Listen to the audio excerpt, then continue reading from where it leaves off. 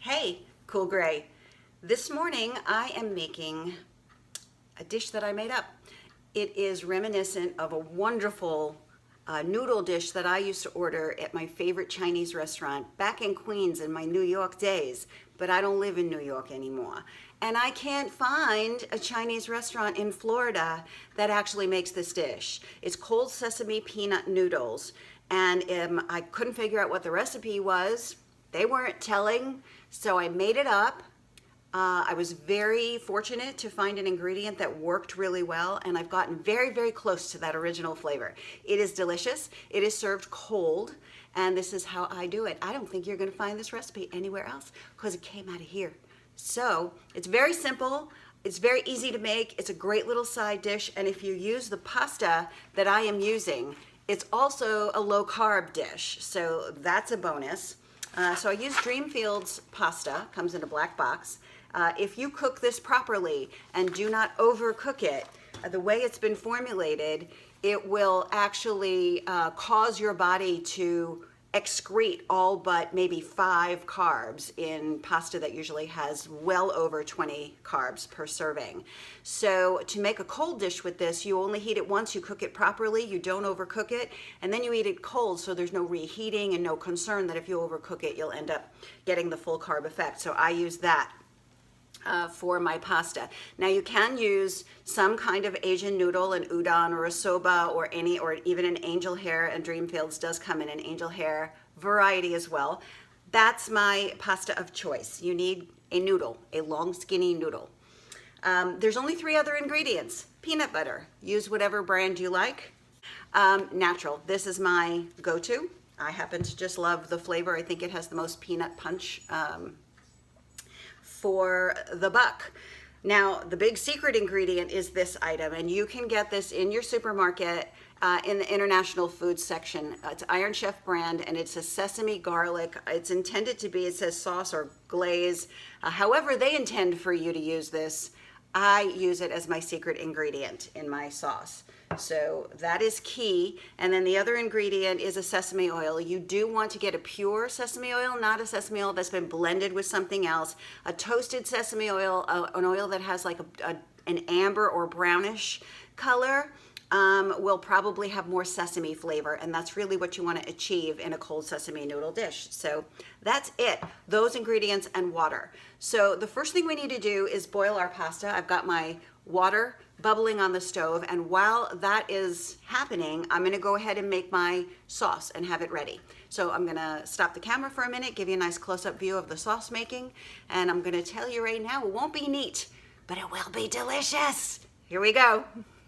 Okay, so lucky you, you get my tripod and you get the lights from my kitchen included. No extra charge for that, guys.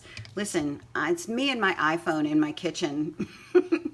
Anyway, we're gonna start with our peanut butter, and I do not measure.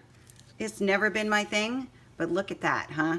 I'm gonna put a bunch of peanut butter in here, and I'm actually gonna do maybe 1.5 to 2 of those going in here. That might be close to a cup of peanut butter.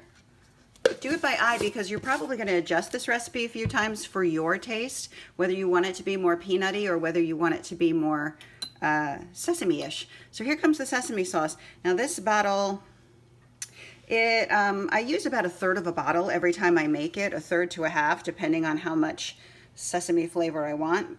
But general rule of thumb is that it's at least equal parts of the peanut and the sesame sauce. And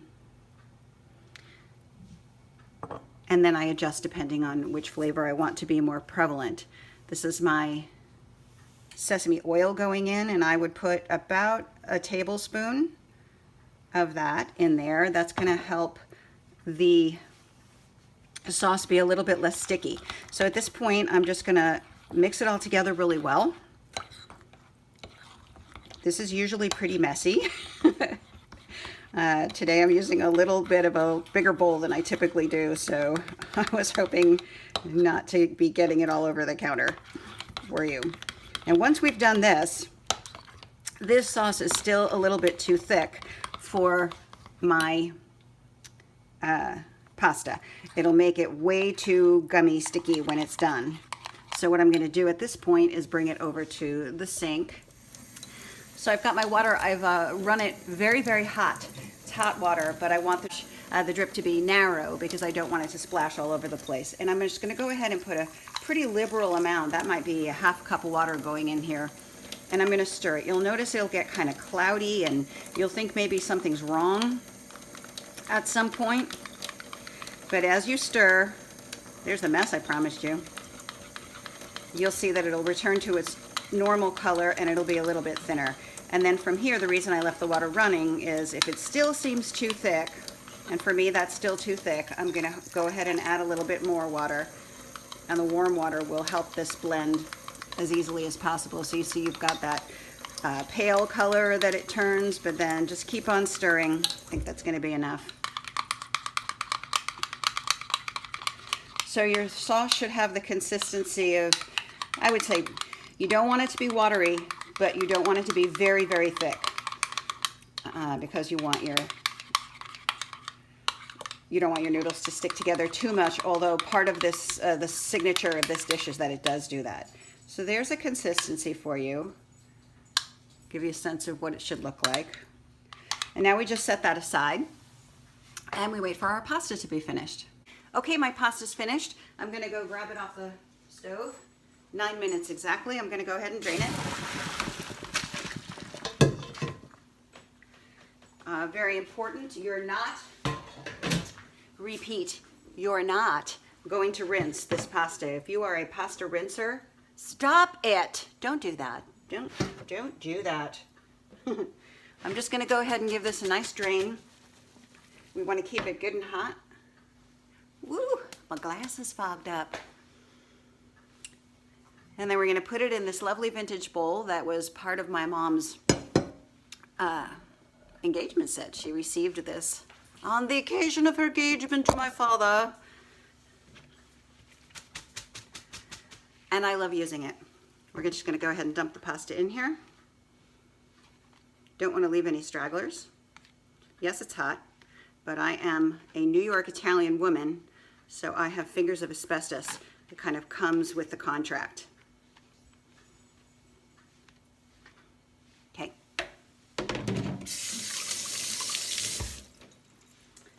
Now we have our sauce ready to go. Just pour it right in there.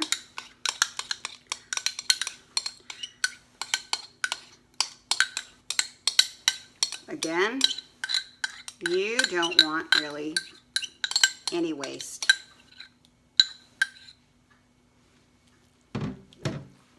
And from here, I just kind of take from the edges and fold inward.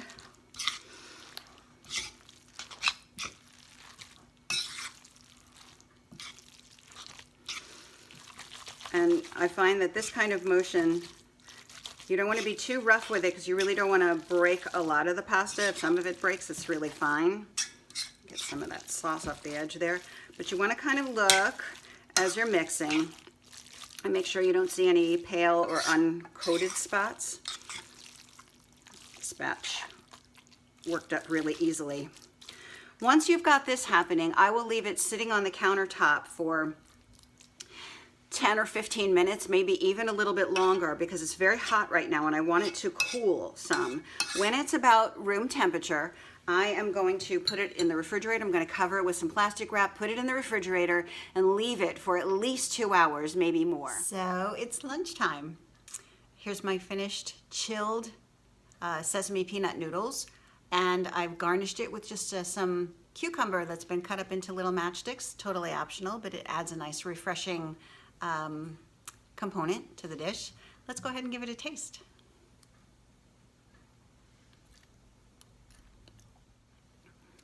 This batch came up with just the perfect balance between the peanut and the sesame flavors, so I adore it. And even though I was doing it on camera, I seemed to find the right balance, so I got the consistency that I wanted. You'll see that these noodles will stick together a little bit, but not too much. You don't want it too clumpy. There's a nice close look, because who doesn't want that? Anyway, I'm gonna finish this, but while I'm doing that, if you haven't already subscribed, would you consider doing that? It would help me and it will help you because there are a lot more recipes happening and so much more going on in here that I'm compelled to share. So while you're at it, why don't you go ahead and hit that little bell that will give you a notification whenever there's a new video, and they are coming frequently right now, so don't miss a thing. Thanks for coming by. Let me know if you try the recipe in the comments. I'd love to hear from you. This is an interactive channel, so talk to me. Oh, and check out the Talk to Me playlist as well. See you.